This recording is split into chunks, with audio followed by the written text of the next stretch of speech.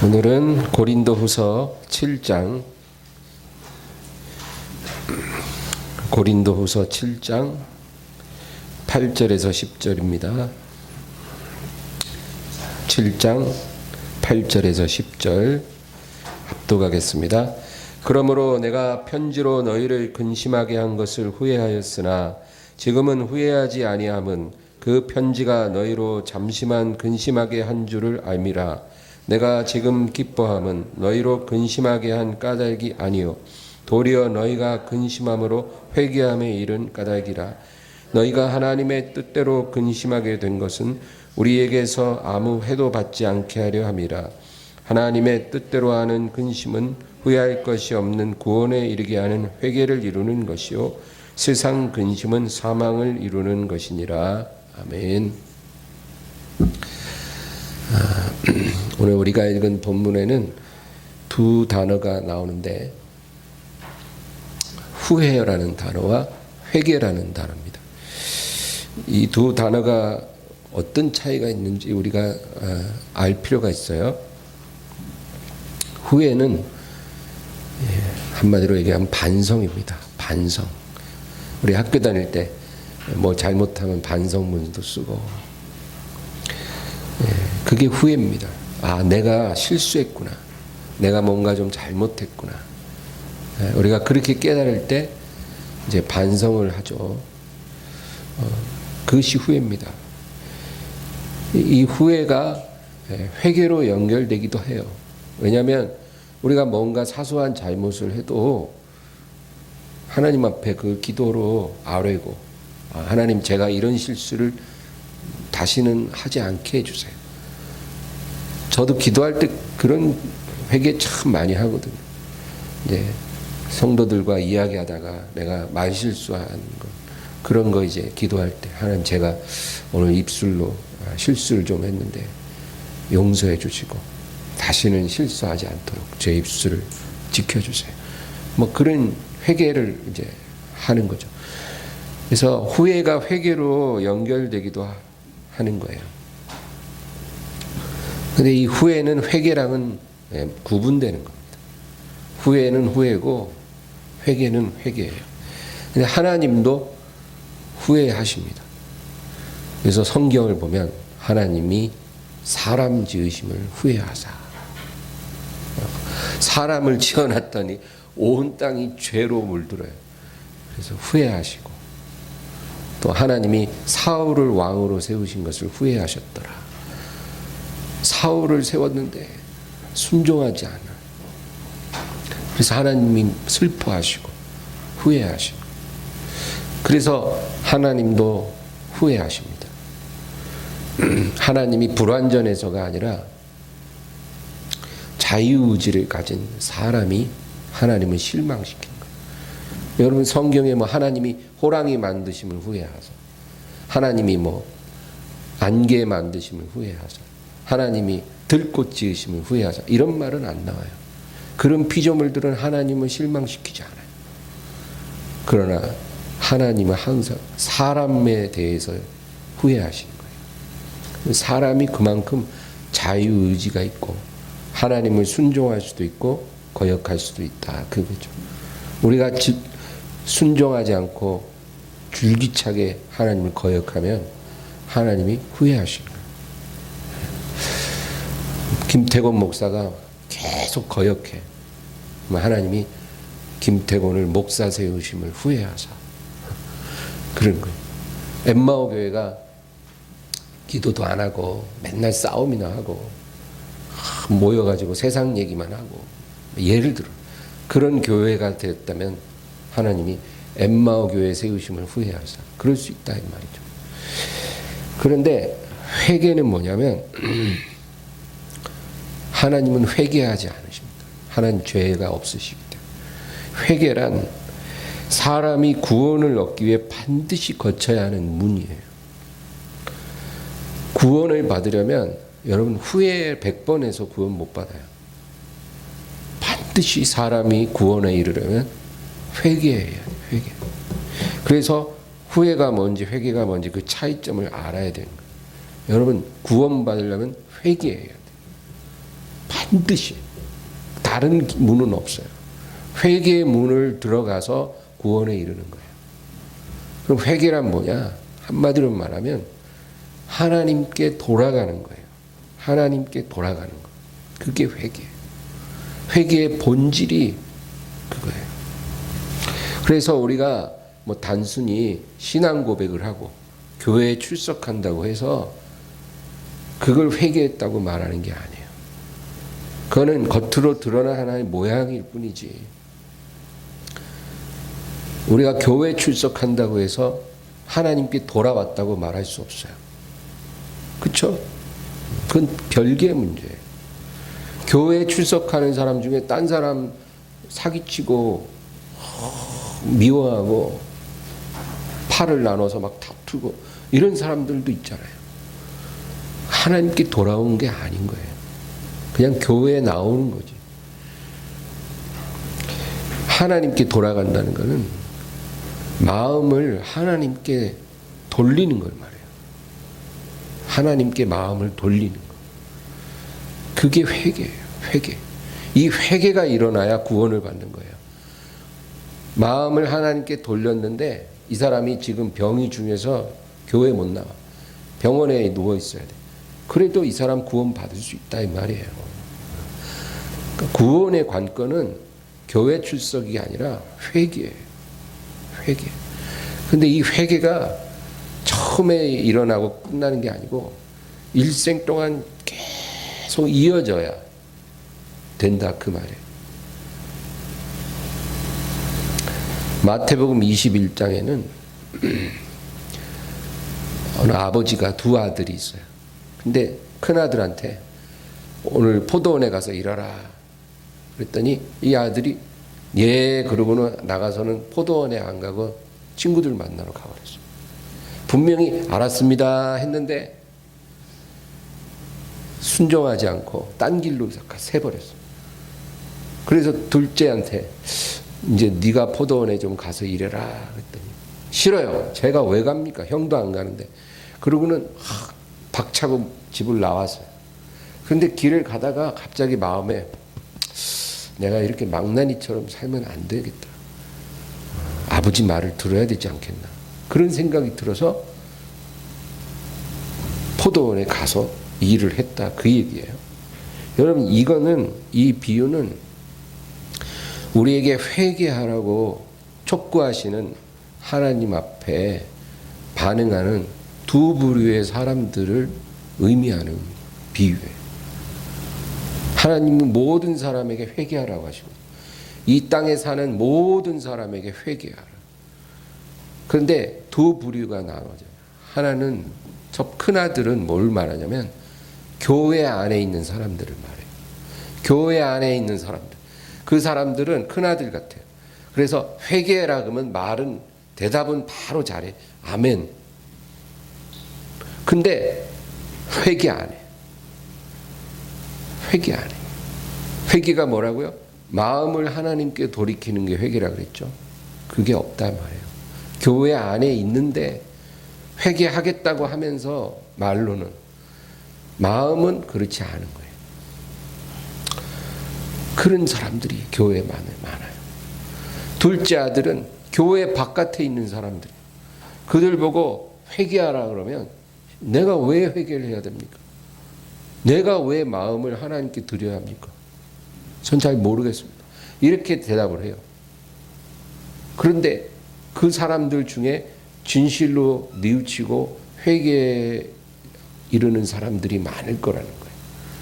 그래서 먼저 된 자 나중되고 나중된 자 먼저 된다는 말이 그 말이에요.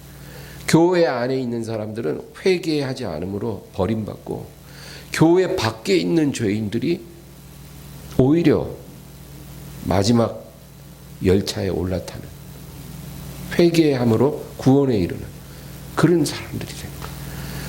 그 율법 잘 지키던 바리새인들은 다 버림받고 십자가 우편에 못 박힌 그 강도는 평생 강도짓만에다가 죽었는데 구원받았어요. 왜? 어떻게 그런 일이 일어나요? 평생 못된 짓만 한 강도는 회개해서 구원받고 평생 자기 의에 빠졌던 사람들은 종교적인 사람들은 오히려 회개하지 않으므로 버림받았어. 이게 진리예요. 모양새를 갖추고 말을 그럴듯하게 하는 게 우리를 구원하는 게 아니고 마음이 하나님께 돌아가야 회개가 일어나고 구원을 받는다. 그 얘기입니다. 그래서 회개는 말의 문제가 아니에요. 말의 문제가 아니라 행위의 문제예요. 행위.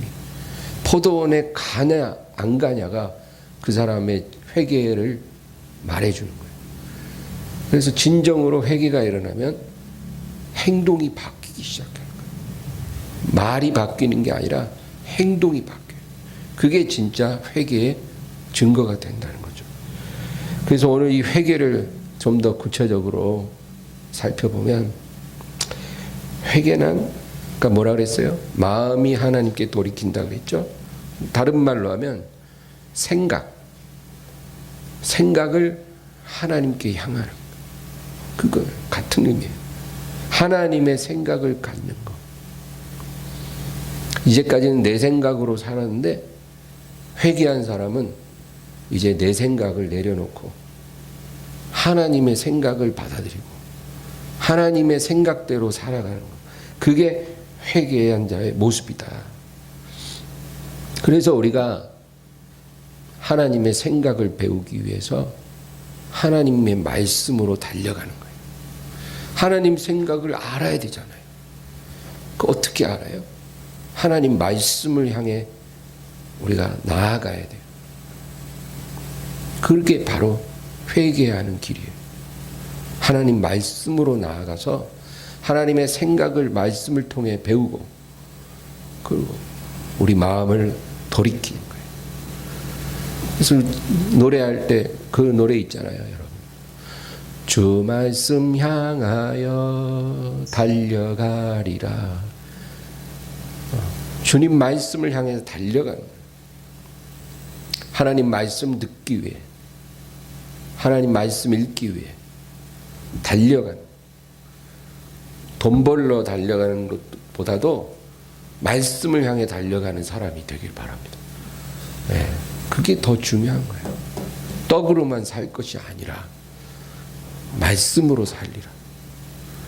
우리 하나님 자녀는 말씀을 향해 달려가야 돼요. 그리고 하나님 생각을 배우기를 힘써야 돼요. 이게 회개한 사람의 모습이에요. 그러면 하나님이 먹을 것 다 채워주셔요. 때를 따라 공급해 주세요. 엘리야가 하나님 말씀 딱 듣고 그리시네가로 갔잖아요. 그리시네가로 가라 해서 갔잖아요. 거기 물밖에 없어요. 그런데 까마귀가 날아와서 떡을 물어다 줄 줄 누가 알았겠어요. 하나님 말씀대로 가면 그런 일도 일어나는 거예요. 근데 하나님이 그리시네가로 가라고 하지 않았는데 자기 마음대로 가면 까마귀가 올까요? 아마 안 올걸요. 말씀으로 향해 나아갈 때 까마귀도 오는 거고 메추라기도 내리는 거지. 말씀 따라 살지 않으면 그런 일이 안 일어난다는 거죠. 그러니까 우리 하나님 자녀는 말씀을 향해 달려가야 돼요. 그러면 다른 것도 다 따라오는 거예요. 네. 그렇게 살아가는 사람이 하나님의 사람입니다. 말씀 일주일 동안 단 한 페이지도 안 읽고 설교 단 한 번도 안 듣고 말씀 마음속에 없어. 말씀이 내려앉을 자리가 없어요. 그리고 온 마음과 생각이 생계에 대한 걱정으로 꽉 차 있는 사람. 이런 사람은 하나님의 사람이 아닌 거예요. 적어도 지금 상태로는. 그래서 나의 생각을 하나님의 말씀에 맞추는 것. 그게 회개다. 그 얘기입니다. 회개를 헬라어로는 메타노이아라고 해요. 메타노이아. 메타노이아라는 말은 마음을 돌이킨다.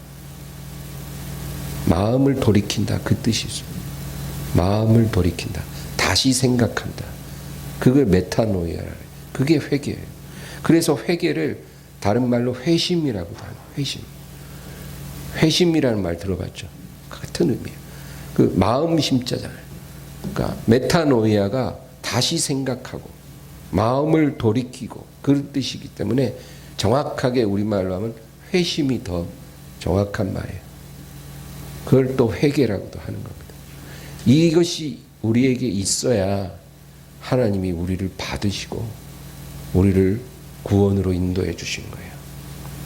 여러분, 아까 얘기한 마태복음 21장의 그 아버지, 두 아들을 둔 아버지, 그 아버지가 큰아들한테 포도원에 가라 그랬더니 예 하고는 안 갔어요. 그리고 둘째 보고 포도원에 네가 좀 가라 그러니까 싫어요 그러고 안 갔어요. 여러분, 그러면 그 아버지 마음이 어땠을까요? 두 아들한테 다 포도원 좀 가서 일을 해라 했는데 둘 다 안 하는 거예요. 하나는 대답만 하고 안 하고 하나는 처음부터 거절하고. 아버지 마음이 상처를 받을 거 아니에요. 상처. 아버지 마음이 슬퍼요. 우리가 하나님을 거역하면 하나님이 상처받으십니다. 그거 아세요? 우리가 하나님께 상처를 많이 드렸어요. 이제까지. 하나님 우리가 볼 수 없고 만질 수 없어서 하나님 아무 감정이 없으실 것 같지만 성경을 읽어보세요. 하나님 슬퍼하시고 기뻐하시고 분노하시고 흐뭇해하시고 감정이 우리보다도 더 아주 명확하신 분이에요. 그러니까 하나님 우리로 인해서 상처가 많으신 거예요. 그래서 우리가 하나님 앞에 회개를 한다는 것은 나로 인해서 상처받으신 하나님의 마음을 깨닫는 것을 말해요. 하나님의 생각을 받아들이는 게 회개라 그랬잖아요. 하나님의 마음을 받아들이는 게 회개라 그랬잖아요. 그 마음이 뭐냐고요. 하나님 마음이 뭐냐. 제가 지금 얘기하는 거예요. 나로 인해서 이제까지 엄청나게 상처받아 오신 하나님. 내가 50년을 살았으면 50년 동안 하나님 나로 인해서 엄청나게 상처를 받으셨거든요. 그거 깨닫는 거예요. 그래서 하나님 앞에 내가 잘못했습니다. 내가 나의 거역함으로, 나의 불순종함으로, 나의 패역함으로 하나님을 슬프시게 하고 하나님을 고통스럽게 하고 이제까지 너무나 많은 상처를 드렸습니다. 하나님 죄송해요. 그렇게 고백하는 것, 그게 회개라 그 말이에요. 그게 회개예요. 다시는 하나님 마음에 상처 드리지 않을게요. 그게 회개예요. 이런 회개가 일어날 때 하나님이 우리를 받으시는 거예요. 교회에서 하든 집에서 하든 길에서 하든 어디서든 우리가 하나님을 예배하고 기도할 때 하나님 앞에 내가 하나님께 상처 드리지 않을게요. 그렇게 고백하고 눈물을 흘릴 수 있으면 그게 회개가 일어난 거예요. 근데 교회 안에 있는 사람들은 예 하고는 회개 안 해.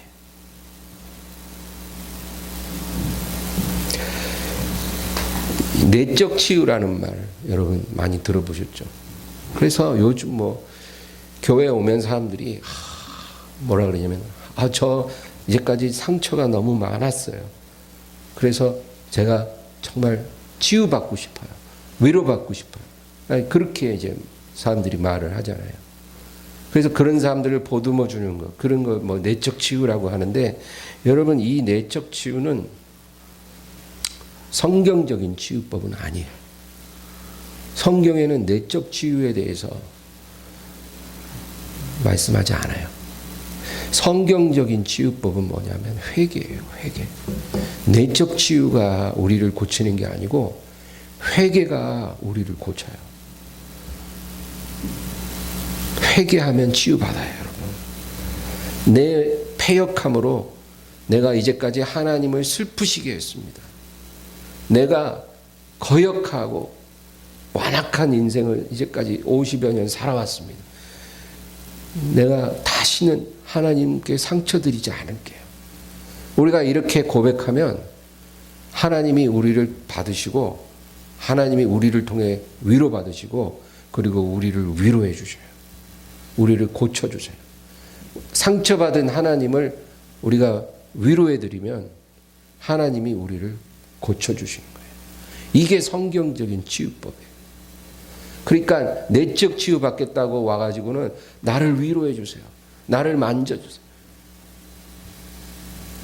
지가 이제까지 하나님께 상처 준 것 하나도 회개하지도 않으면서 나를 만져주세요. 그런 사람들은 밤낮 10년이 가도 맨날 만져달래요.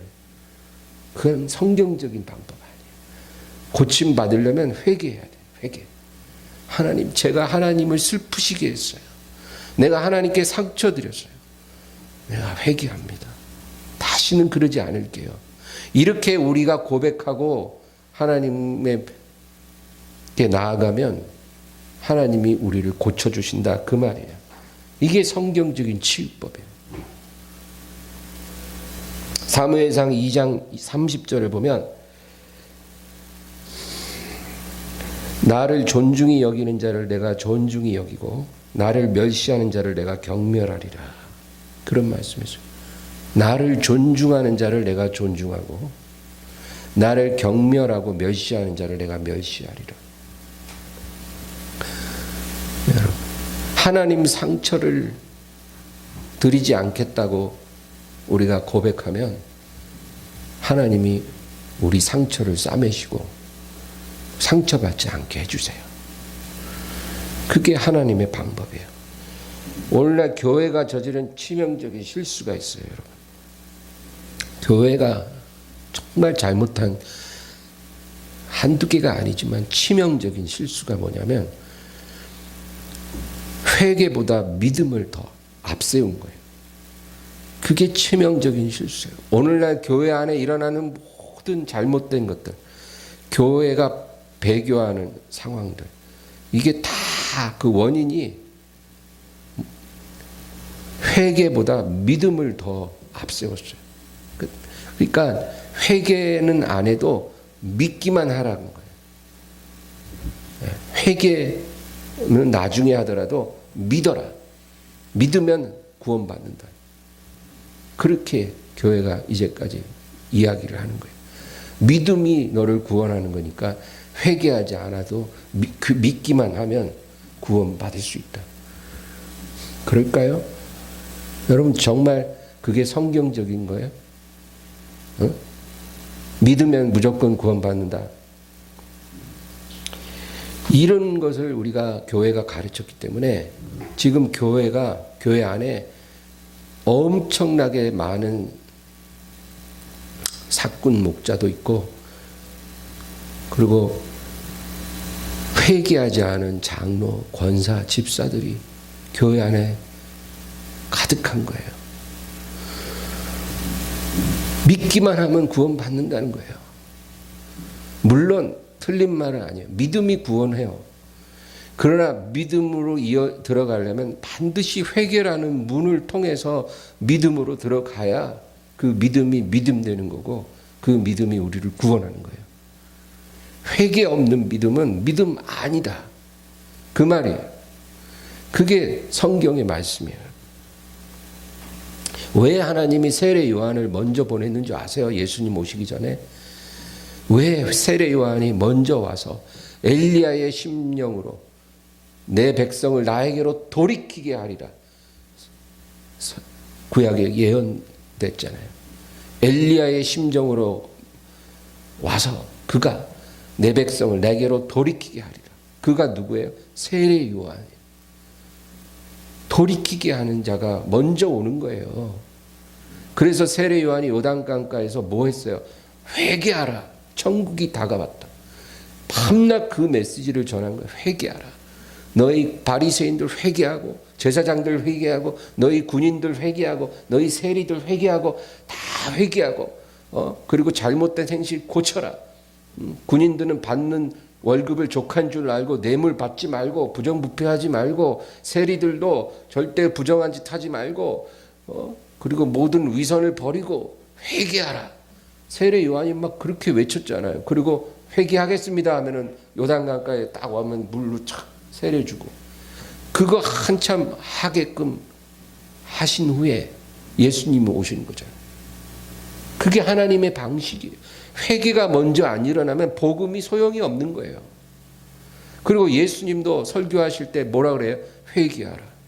천국이 가깝다. 그거 설교하신 거예요. 그리고 제자들 두씩 파송 보낼 때도 예수님 뭐라 그래요? 너희가 마을마다 가서 회개하라. 천국이 가까웠느니라. 그렇게 외쳐라. 그렇게 예수님이 지시하신 거예요. 회개를 하는 심령만이 마음을 하나님께로 돌이키는 사람만이 복음을 받아들일 수 있는 거예요. 그리고 구원받는 거예요. 그러니까 회개 없는 믿음은 믿음 아니다 그 얘기입니다. 회개 안 하고 믿는 거는 마치 땅에다 씨를 뿌리기 전에 그 땅에 막 가시 덩굴 막 잡초 같은 거 막 있잖아요. 돌도 있고. 그러면 씨 뿌리기 전에 숙련된 농부는 그거 다 골라내요. 가시 다 걷어내고 흙 다 잘게 으깨고 그래서 흙밭을 만들어 놓은 다음에 그 다음에 씨를 뿌리는 거예요. 그래야 뭔가 뿌리도 내리고 결실도 맞는 거지. 가시덩굴 돌 그대로 놔둔 상태에서 씨만 갖다 뿌려보세요. 결실 없어요. 회개 없는 심령에 복음은 씨앗을 뿌리는 건 그런 거예요. 그래서 회개가 일어나야 되는데 회개가 뭐냐? 우리 마음과 생각을 하나님께 맞추는 거예요. 그게 일어나고 그리고 예수님을 예배하면 구원받은 거룩한 백성이 되는 거예요. 삭개오라는 사람이 있었어요. 이 사람은 세리장이에요. 세리라는 직업은 그게 떳떳한 직업이 아니었어요. 그래서 많은 사람들이 그 직업으로 돈을 벌었지만 사람들에게 멸시받고 그래요. 이 삭개오라는 세리장은 그렇게 돈을 벌었어요. 돈을 벌기 위해서 무엇이든지 다 했어요. 근데 어느 날 예수님을 만났을 때 삭개오가 뭐라 그랬냐면 내가 이제까지 부당하게 취득한 모든 것에 4배를 피해본 자들에게 갚겠습니다. 그렇게 고백했어요. 그러니까 자기로 인해서 고통받은 사람들, 자기에게 돈을 빼앗긴 사람들에게 4배로 돌려주겠다는 거예요. 그러니까 예수님이 오늘날 이 집에 하나님의 구원이 이르렀다. 그게 회개예요. 회개. 정말로 회개하면 행동이 바뀌거든요. 그러니까 예수님이 그 얘기를 하신 거예요. 수가성 우물가에서 여인을 만나서 대화를 하는데 이 여인한테 예수님이 그래요. 네 남편을 데려오라. 전도만 하면 되지. 그죠? 왜 갑자기 남편을 데려오래. 근데 예수님이 남편을 데려와라. 전 남편이 없는데요. 네가 남편 없다는 말이 많다. 지금 살고 있는 남자는 5번째 남자인데 네 남편이 아니니 네 말이 틀리지 않다. 그 말을 예수님이 왜 하셨겠어요? 이 여자에게 있어서 가장 부끄러운 치부를 예수님이 드러내신 거예요. 그 죄를 드러낸 거예요. 그 죄가 주님 앞에 드러나지고 그 죄가 고백되어지게 함으로 복음을 받아들일 수 있는 준비가 되게 하시는 거예요. 오늘날 교회는 사람들의 그런 얘기를 못해요. 그러나 그렇지 않다는 겁니다.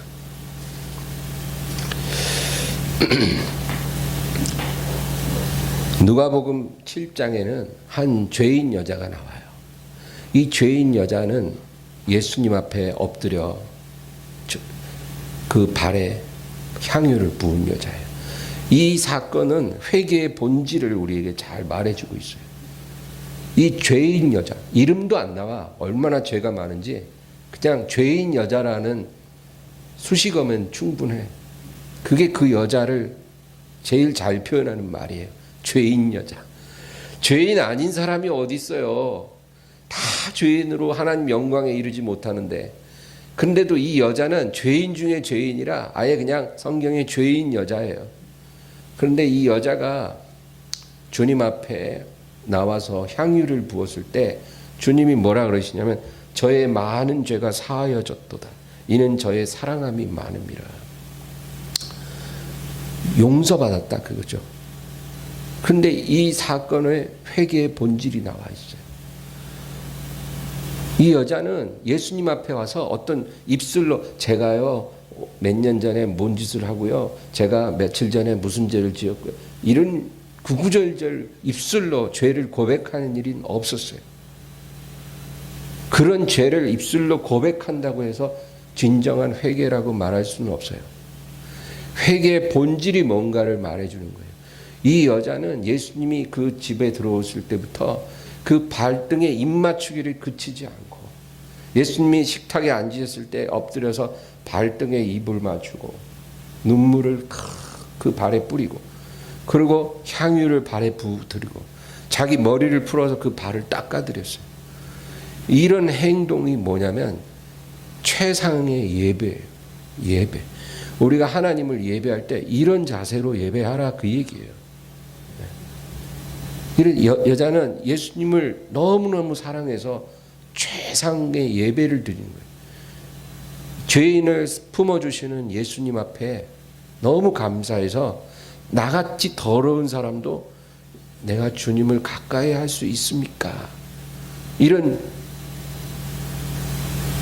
겸손한 마음으로 주님 앞에 나와서 고개도 못 들고 발등에 입을 계속 맞추고 그 비싼 향유를 다 부어드리고 머리카락으로 그 발을 닦아드린 거예요. 수건으로 닦는 게 아니라. 그런 주님을 사랑하는 예배를 이 여자가 드렸는데 예수님이 뭐라 그래요? 너의 많은 죄가 사해졌다. 이는 너의 사랑함이 많기 때문이라. 이 여자의 사랑이 그 죄를 다 덮어버렸다 그거예요. 사랑은 허다한 죄를 덮느니라. 베드로후서 4장 나오잖아요. 사랑은 허다한 죄를 덮느니라. 그 말이에요. 그러니까 우리가 진정으로 회개했다는 것은 어떤 입술로 뭘 고백하고 이런 거를 말하는 게 아니고 정말로 우리 마음을 하나님께로 돌이켜서 우리 온 마음으로 온 생명으로 하나님을 사랑하는 거. 온 마음으로 하나님을 사랑하는 것. 그게 돌이킴이에요. 이제까지는 나를 사랑하고 내 가족을 사랑하고 이 세상 사랑하며 살아왔는데 이제는 이 마음을 다 모아서 온전히 하나님께 드리겠습니다. 이렇게 우리가 결심하고 고백하고 행할 때 그것이 회개가 되는 거예요. 회개. 그러니까 하나님이 이 여자를 받으시고 너의 많은 죄가 사해졌도다. 이 사랑 안에 회개가 다 녹아져 있는 거예요. 그게 회개야 그 말입니다.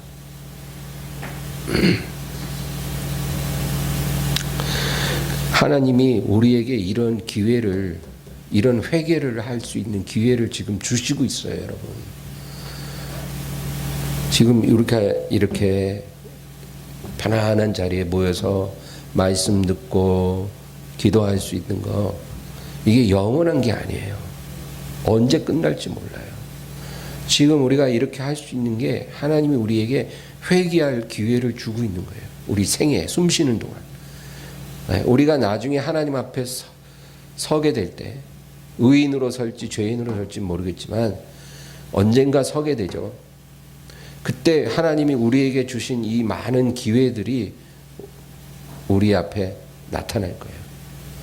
이 기회들을 통해서 하나님 앞에 회개의 자리로 나아가는 사람은 천국에 들어갈 것이고, 이 기회를 못 잡고 그냥 다 흘려보낸 사람들, 텔레비전 보느라 뭐 세상 사람들 막 어울리고 세상 재미 빠져 있느라 다 이 기회를 놓쳐버린 사람들은 천국을 허락받지 못할 거예요. 그거예요. 회개한 사람의 믿음이 인정받는 거예요. 회개하지 않으면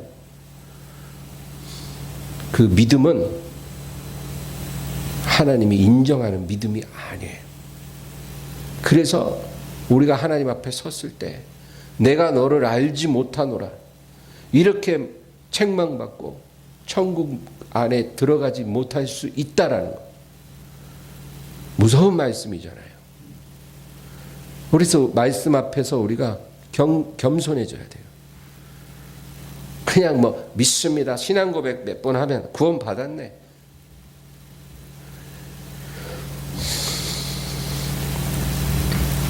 그렇지 않아요. 그래서 하나님이 우리에게 회개하라. 회개하라. 천국이 네 앞에 있다. 회개하라. 회개하라. 그러는 거예요. 그렇게 자꾸 회개하라는 거예요. 회개. 근데 했잖아요. 뭘 더 바래요. 했구만. 자꾸 하래. 이러지 말고 회개가 뭔지를 우리가 진정으로 깨달아서 입술로만 회개하는 게 아니라 마음을 하나님께 향하고 생각을 하나님께 돌이키고 하나님의 생각에 나를 맞추는 그런 진정한 회개에 우리가 꼭 이르러야 된다. 그 말씀입니다. 오늘 이 말씀을 생각하면서 우리 일생 동안 정말 회개의 삶을 살고 천국을 허락받는 그런 복된 자녀가 되게 해달라고 우리 간절히 기도하겠습니다. 주여 주여 주여